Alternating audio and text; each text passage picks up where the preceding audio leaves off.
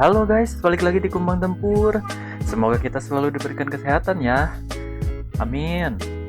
Masih bersama Mimin di sini yang selalu setia menemani kalian. Kali ini kita akan membahas film tentang petani muda yang senang bercocok tanam. Film ini berjudul Boarding House kedua, kelanjutan dari Boarding House pertama yang dirilis tahun 2016 di Korea. Film ini bercerita tentang seorang pria yang bernama John Hyuk yang dibintangi oleh Jong Nam Cho, pemuda yang sedang mencari pekerjaan. Pemeran wanita yang bernama Dalare dibintangi oleh Eun Ha Young yang bekerja sebagai suster di rumah sakit setempat, dan ibu kos yang bernama Ah Rang yang dibintangi oleh Ryo Hyung. Mantap. Sebelum itu jangan lupa klik subscribe dan aktifkan loncengnya ya guys, biar kalian nggak ketinggalan updatean terbaru dari channel Kumbang Tempur. Oke, siapkan alat tempur kalian, gunakan headset kalian, longgarkan celana dalam kalian, dan mari kita tempur. Di awal film, kita dipertemukan dengan pemeran utama kita yang bernama John Hyuk, yang baru lulus kuliah dan sedang mencari pekerjaan. Dan dia sedang melakukan tes untuk kesekian kalinya untuk masuk ke tempat kerja yang dia inginkan. Setelah di rumah, dia langsung belajar dengan giat agar dia tidak gagal untuk ketiga kalinya, karena dia sudah melakukan 2 kali tes dan dia gagal. Ya, kalau di Indonesia kayak tes CPNS gitu sih. Tidak lama setelah dia belajar, dia merasa terganggu oleh tetangganya yang senang bercocok tanam setiap hari. Dan kemudian datanglah ayah John Hyuk untuk menyuruhnya pindah dari kosan tersebut agar dia bisa belajar dengan tenang. Setelah itu, John Hyuk pun langsung datang ke tempat kosan yang dibicarakan oleh ayahnya. Dan ketika John Hyuk mau masuk, dia bertemu dengan wanita cantik yang bernama Dalre yang merupakan penghuni kosan tersebut. Ternyata, Dalre bekerja sebagai suster di rumah sakit dekat kosan tersebut. Setelah masuk, dia bertemu dengan ibu kos yang bernama Ah Rang. Setelah selesai ngobrol, ibu kos itu pun menunjukkan kamar yang akan dipakai John Hyuk. John Hyuk pun langsung bergegas masuk ke kamarnya untuk beristirahat. Baru saja istirahat, dia mulai merasa terganggu karena kegaduhan yang dilakukan oleh Dare yang sedang senam sore. John Hyuk pun mengintip Dare yang sedang senam sore itu.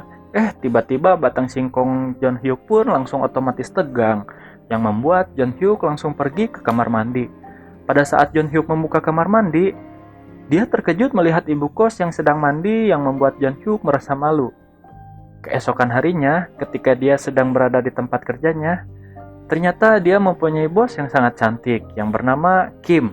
Setiap kali John Hyuk melihat bos Kim, batang singkong John Hyuk pun selalu menjadi tegang, karena bos Kim selalu memakai baju yang sangat seksi. Ketika John Hyuk pulang dari tempat kerjanya, dia mendapati ibu kos yang sedang tidur. John Hyuk pun langsung memiliki otak mesum dan ingin segera mengintip surabi ibu kos. Tapi ibu kos bangun sesaat setelah John Hyuk mengintip surabi ibu kos tersebut. Setiap hari di kosan tersebut, ketika John Hyuk sedang belajar, dia merasa terganggu dengan Dare yang sedang senam sore, pagi, maupun malam. Keesokan harinya, ketika dia di tempat kerja, bos Kim datang dalam keadaan mabuk dan John Hyuk pun membawa bos Kim ke ruangannya. Setelah masuk ruangan, hasrat John Hyuk pun tidak dapat ditahan dan dia langsung mengajak bos Kim untuk skidi papap dengannya. Namun, ketika dia akan melancarkan aksinya, ada pelanggan yang memanggil-manggil John Hyuk dan dia pun merasa kecewa karena tidak jadi untuk skidi papap dengan bos Kim. Anjir, baru aja masuk, udah dipanggil janco.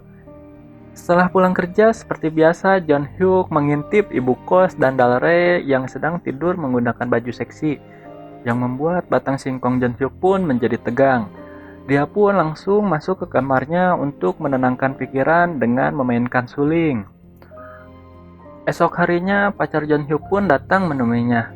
John Hyuk berharap bisa skidi papap dengan pacarnya tersebut.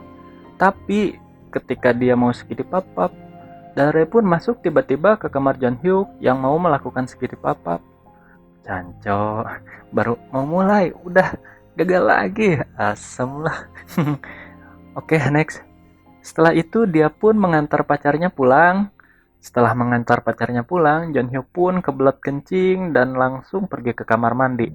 Tapi sayang beribu sayang, ketika dia masuk, selalu bertemu dengan ibu kos yang sedang memainkan surabinya. Setelah itu Jun Hyuk pun pergi ke kamarnya untuk belajar. Tapi sayang, dia tidak bisa belajar karena Dare mengganggunya. Di sore hari, dia setelah pulang dari tempat kerjanya, dia melihat ibu kos yang melakukan pengenjotan dengan suaminya itu. Dan kemudian ketika Jun Hyuk mengintip, ada telepon berbunyi yang membuat suami ibu kos tersebut langsung beranjak dari tempat tidurnya untuk melihat siapa yang berani-berani mengintip dirinya. Dan Jun Hyuk pun langsung pergi keluar terbirit-birit entah mau kemana. Keesokan harinya, ketika Jun Hyuk sampai tempat kerja, dia melihat bos Kim yang sedang membersihkan tempat biliar. Dan Jun Hyuk pun memiliki niat kotor untuk melakukan skidi pop-up dengan si bos Kim. Ya iyalah, kalau lagi sendirian mah enak tuh. Jun Hyuk pun langsung membawa paksa bos Kim ke ruangannya dan dia memaksa bos Kim untuk melakukan skidi pop-up saat itu juga.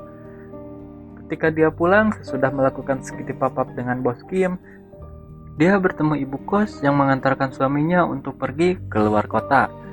Di sana ibu kos memperkenalkan Jun Hyuk kepada suaminya. Dan setelah suaminya pergi, mereka pun membuat pesta kecil-kecilan, seperti menyiapkan amer dan dorongannya berupa surabi mengoleh. Di pagi hari setelah Jun Hyuk bangun, dia melihat Dare yang sedang tertidur dan mengajaknya untuk skidi pop-up. Tapi ketika mereka mau melakukan skidi pop-up, ibu kos pun datang dan mereka pun langsung bergegas membereskan bekas pesta tadi malam.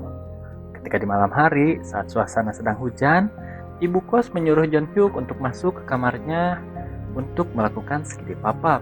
Tapi ketika mereka sedang enjoy skidi pop-up, suami ibu kos pun pulang tiba-tiba, yang membuat Jun Hyuk pun kabur lewat jendela dan dia pun kehujanan.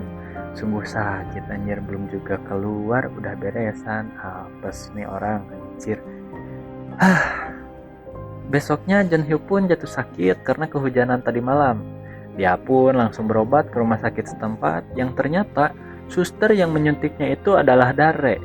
Dan di malam harinya, bagian Dare yang disuntik Jun Hyuk. Anjir, enak amat, cok. Jadi ketika Jun Hyuk skidi pop-up dengan ibu kos, mereka sembunyi dari Dare. Dan ketika Jun Hyuk skidi pop-up dengan Dare, mereka sembunyi dari ibu kos. Dan begitulah setiap hari skidi pop-up Dare dan ibu kos. Enak banget anjir, di kosan ada penghuni kayak gitu. Jadi pengen nih. Setiap hari Jun Hyuk melakukan skidi pop-up dengan penghuni kos tersebut. Tetapi suatu hari pacar Jun Hyuk datang untuk mengabari bahwa ayah Jun Hyuk sedang jatuh sakit. Dan Jun Hyuk pun langsung pergi untuk menemui ayahnya. Sesampainya di rumah sakit, ayahnya pun meminta Jun Hyuk untuk pindah kembali ke kosan lamanya supaya dia bisa merawat ayahnya karena dekat dengan kosan tersebut. Tapi setelah dia pindah ke kosan lamanya, dia pun kembali ke hari-harinya seperti biasa, seperti tetangganya yang suka skidi pop-up setiap hari.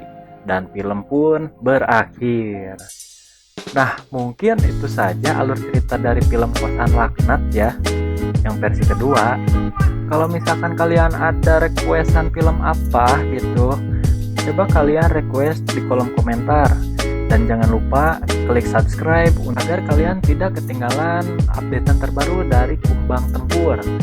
Terima kasih udah nonton sampai akhir. Jangan lupa aktifin loncengnya. See you next time guys.